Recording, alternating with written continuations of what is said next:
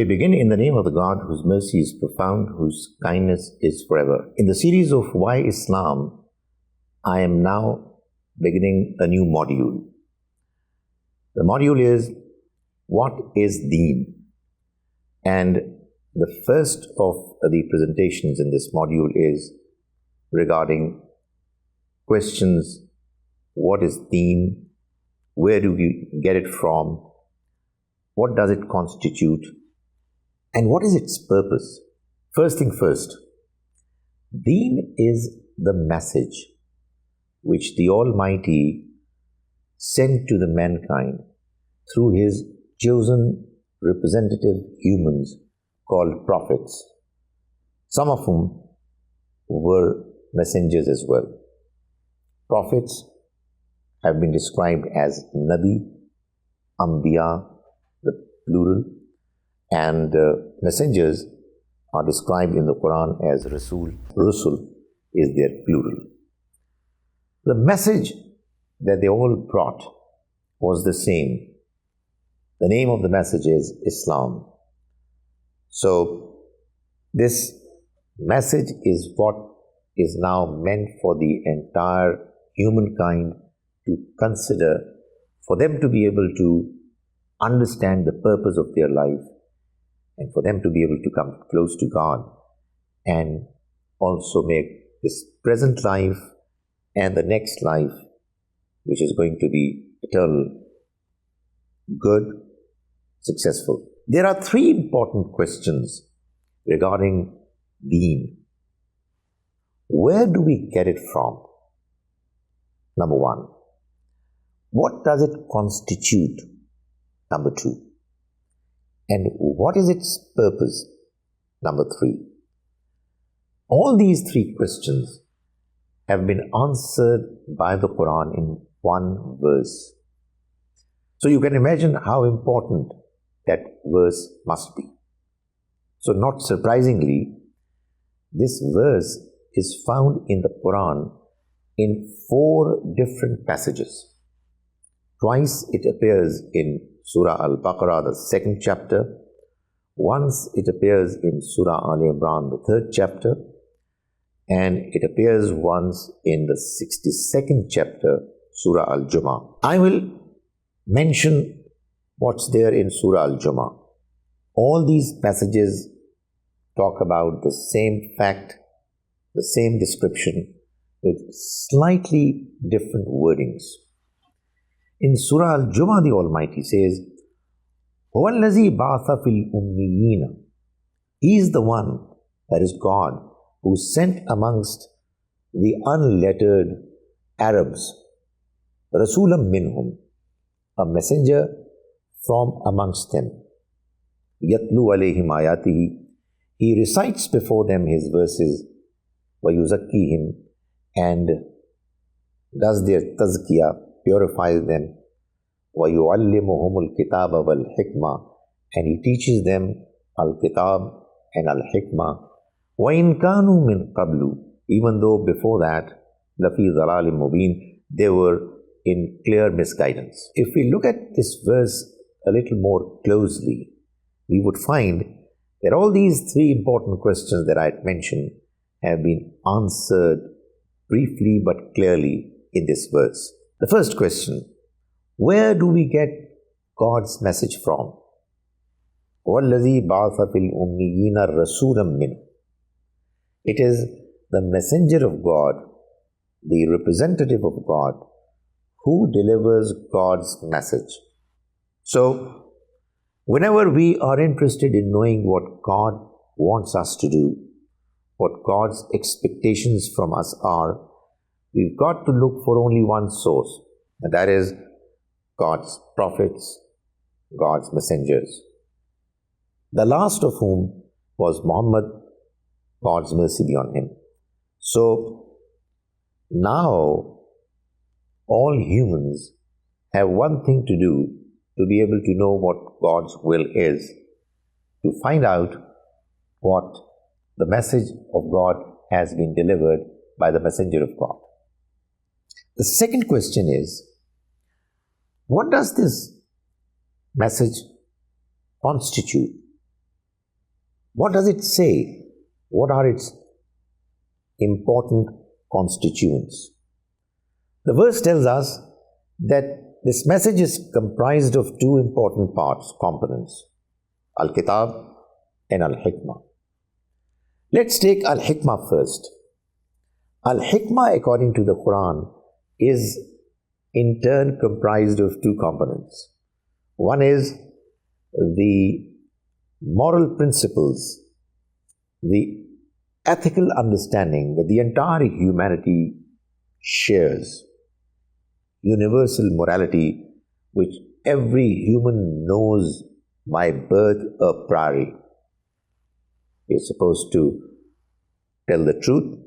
We have to refrain from telling lies. We're not supposed to cause harm to others. We are expected to be good to others. We've got to be very kind to our parents. We've got to not be indulged in corruption, in being unfair, etc., etc. There is a long list of do's and don'ts which the entire humanity, no matter where humans live, whatever part of this world, whatever part of human history they lived in this world, they all have one understanding, by and large, of what is right and what is wrong. The Quran tells us the message of God reminds us about it. That is why the Quran calls itself a reminder. You are reminded of something that you already know. So these moral principles are a reminder. But Al-Hikmah also includes beliefs. Belief in God, belief in life hereafter, and belief in prophets, divine revelation, and the books. What is the relationship between the two? Why is it that Al-Hikmah comprises of both moral principles as well as beliefs? The reason is that the beliefs that the Almighty wants us to confirm are the only acceptable explanation, justification of moral principles. So, one question that arises when we have the understanding of moral principles is, where have they come from? Why is it that every human being has the same set of principles? The answer is God. There is only one God.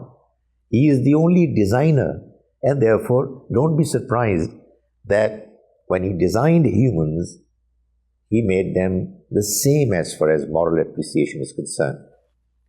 The second question, okay, but why these moral principles? Why this understanding and appreciation of morality? It makes life difficult. I mean, you can't tell lies, even though telling lies might help, might be beneficial. And there are so many moral principles which are very difficult to follow. And life becomes really difficult if you follow them. The answer is the life hereafter. That is, this life is only a test. We are being tested for our attachment with moral principles. How much we value them, how seriously we take them.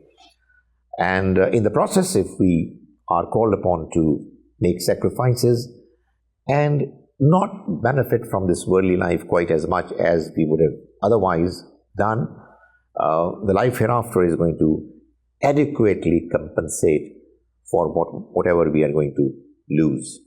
The third question is, where do we get this confirmation from? Well, we get this confirmation from the divine revelation, from the teachings of the prophets, from what the books of God say.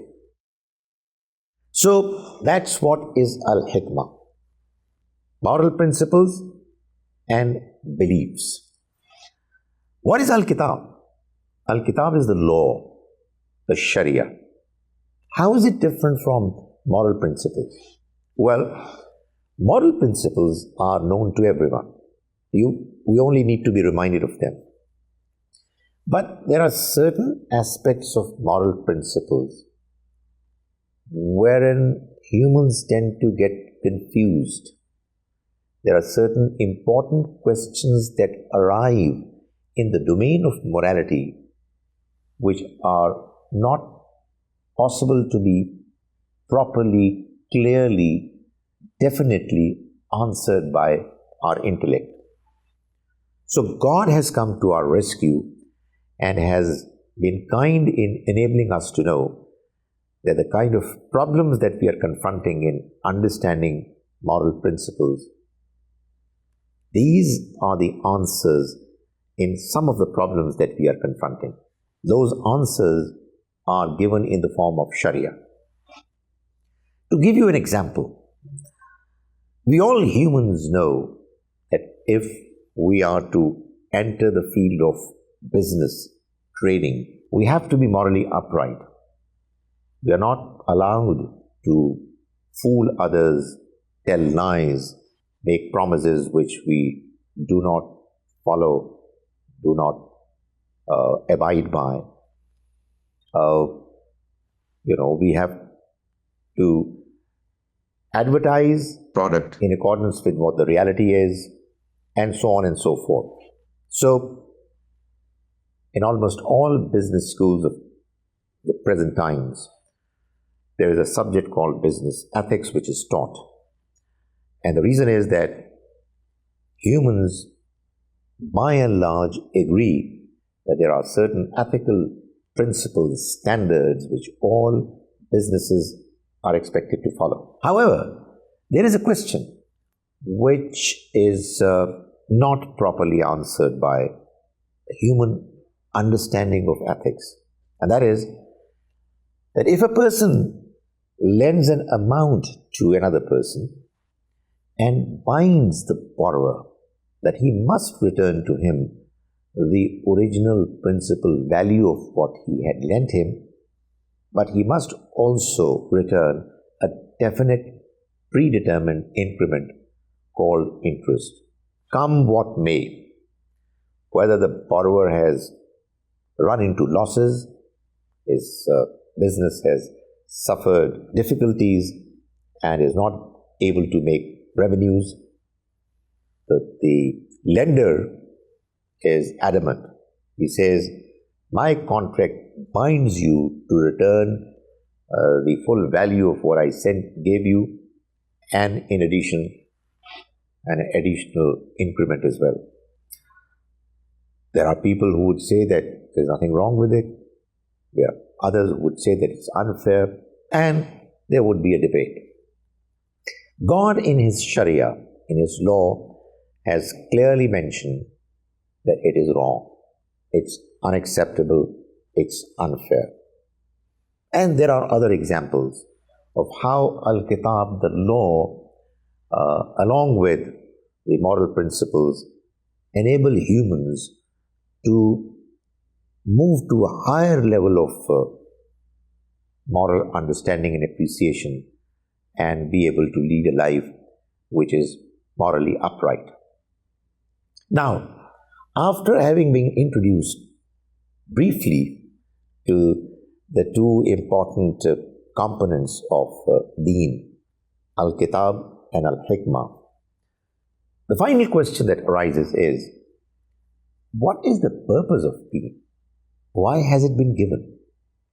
And the answer is that the purpose of religion is tazkiyah, which is another term that has been used in this verse. What is tazkiyah? Tazkiyah is primarily two end results. One is purification and the other is progress, development. We humans have been given a tremendous potential to become morally upright. We have been endowed with, by the Almighty, the potential to come very close to God. In other words, as humans, we've got a great potential to be both morally upright and to be spiritually close to God. And that's what the purpose of this life is, that we reach the higher levels of excellence, both in morality and spirituality. The trouble is that there are obstacles, impediments, our desires, the glamour of this worldly life attracting us towards evil, our ego. God's religion, by teaching us both Al-Kitab and Al-Hikmah, by teaching us moral principles, reminding us about the beliefs, and giving us the law which further supports the moral principles, enables us to purify ourselves. So, when we follow God's religion properly in the right spirit, we are purified. Religion is all about purification. Purification of our body, purification of our edibles, what we eat and drink, and most importantly, purification of our morality, of our morals. So, that's what the target of religion is. When we get purified, the obstacles and impediments that threaten to prevent us from becoming morally upright and spiritually close to God, those hurdles are removed.